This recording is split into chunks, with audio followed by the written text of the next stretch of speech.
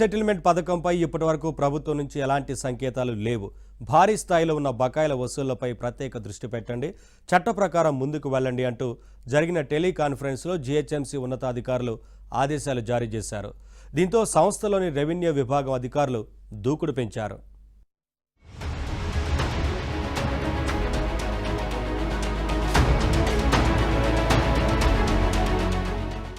పన్ను వసూళ్లపై జీహెచ్ఎంసీ దూకుడు పెంచింది. 2 నెలల క్రితం నుంచి బిల్లులు చెల్లించాలంటూ జీహెచ్ఎంసీ చట్టం 1955 సెక్షన్ 368 ప్రకారం నోటీసులు ఇస్తున్న యంత్రాంగ రెవెన్యూ రికవరీ యాక్ట్ లో భాగంగా ఆస్తులు సీజ్ చేయటం, ఫర్నిచర్, ఇతరత్రా వస్తువులు తీసుకెళ్లడంపై దృష్టి సారించింది. బంజారాహిల్స్ లోని హోటల్ కు సంబంధించి 1,40,00,000 బకాయి ఉండగా భవనాన్ని సీజ్ చేశారు. స్పందించిన యజమానులు 51 లక్షలు చెల్లించి మిగతా మొత్తం వచ్చే నెల మొదటి వారంలో చెల్లిస్తామని పేర్కొన్నారని జూబ్లీహిల్స్ సర్కిల్ అధికారులు తెలిపారు. ఇతర ప్రాంతాల్లో బకాయిల విషయంలో ఇదే పంథా అవలంబించాలని భావిస్తున్నారు. పన్ను వసూలుకు లక్ష్యాన్ని నిర్దేశించిన ఉన్నతాధికారులు నిత్యం సమీక్షిస్తుండటంతో జోనల్, సర్కిల్ అధికారులు అప్రమత్తమయ్యారు. జోనల్, సర్కిల్ కమిషనర్లు పన్ను వసూలును పర్యవేక్షిస్తున్నారు.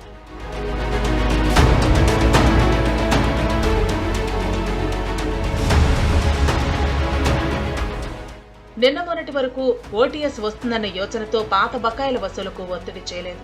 ఓటీఎస్ లో భాగంగా వడ్డీపై 30% రాయితీ ప్రకటిస్తే బకాయిదారులు స్వచ్ఛందంగా పన్ను చెల్లిస్తారని భావించారు. గతంలో 3 పర్యాయాలు ఓటీఎస్ ప్రకటించగా 850 కోట్లకు పైగా ఆదాయం సమకూరింది.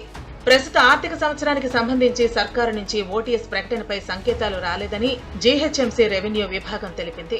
మార్చి 31తో ఆర్థిక సంవత్సరం ముగియనున్న నేపథ్యంలో ఇంకా వేచి చూడకుండా మొండి బకాయిల వసూలుకు స్పెషల్ ఉన్నత స్థాయి ఆదేశాలతో 2 రోజులుగా అధికారులు క్షేత్రస్థాయిలో పర్యటిస్తున్నారు.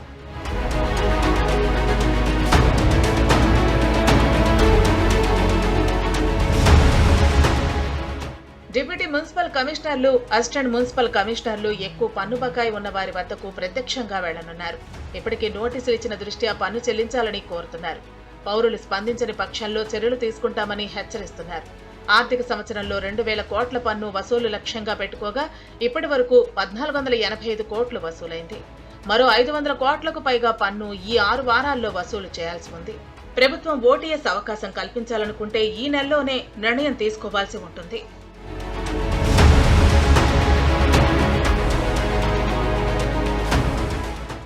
గ్రేటర్లో 19.68 లక్షల ప్రాపర్టీ ట్యాక్స్ ఐడెంటిఫికేషన్ నెంబర్లు ఉన్నాయి. ఇందులో క్రమం తప్పకుండా పన్ను చెల్లించేవారు 14 లక్షల లోపే. మరో 5.50 లక్షల మందికి పైగా పన్ను చెల్లించడం లేదు. ఇందులో కొన్ని ఇప్పటికే కూలిన భవనాలు, డబుల్ పీటీఐఎన్లు ఉండగా కొందరు ఉద్దేశపూర్వకంగా పన్ను చెల్లించడం లేదు. 3 ఏళ్లకు పైగా పన్ను బకాయి ఉన్న వారి విషయంలో కఠినంగా వ్యవహరించాలని అధికారులు నిర్ణయించారు. చట్ట ప్రకారం సెక్షన్ 269 కింద నోటీసులు ఇస్తున్నారు. దాదాపు 6 లక్షల నోటీసులు ముద్రించామని, ఇప్పటికే 4 లక్షలకు పైగా జారీ చేసినట్టు బల్దియాలోని రెవెన్యూ విభాగం వర్గాలు చెబుతున్నాయి.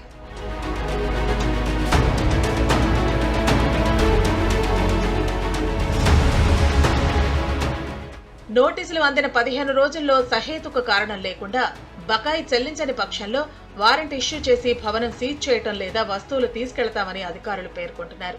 ఎక్కువ పన్ను రావాల్సిన నివాసేతర భవనాల విషయంలో చట్ట ప్రకారం చర్యలు తీసుకునేందుకు వెనకాడవద్దని ఉన్నతాధికారులు ఆదేశించినట్టు ఓ సర్కిల్ డిప్యూటీ మున్సిపల్ కమిషనర్ తెలిపారు.